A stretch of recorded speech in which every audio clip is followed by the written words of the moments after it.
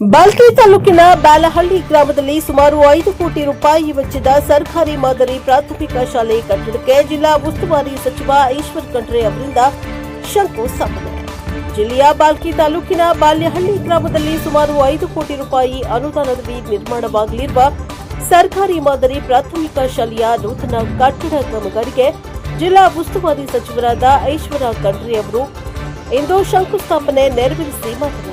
ಗ್ರಾಮೀಣ ಭಾಗದ ವಿದ್ಯಾರ್ಥಿಗಳಿಗೆ ಉತ್ತಮ ಗುಣಮಟ್ಟದ ಶಿಕ್ಷಣ ಸೌಲಭ್ಯ ಒದಗಿಸುವುದು ರಾಜ್ಯ ಸರ್ಕಾರದ ಪ್ರಮುಖ ಆದ್ಯತೆಯಾಗಿದ್ದು, ಆಧುನಿಕ ಸೌಲಭ್ಯಗಳನ್ನು ಒಳಗೊಂಡ ಸುಸಜ್ಜಿತ ಶಾಲಾ ಕಟ್ಟಡ ನಿರ್ಮಾಣದಿಂದ ವಿದ್ಯಾರ್ಥಿಗಳಿಗೆ ಉತ್ತಮ ಶೈಕ್ಷಣಿಕ ವಾತಾವರಣ ಕಲ್ಪಿಸಲಾಗುತ್ತಿದೆ ಎಂದು ಸಚಿವರು ತಿಳಿಸಿದರು.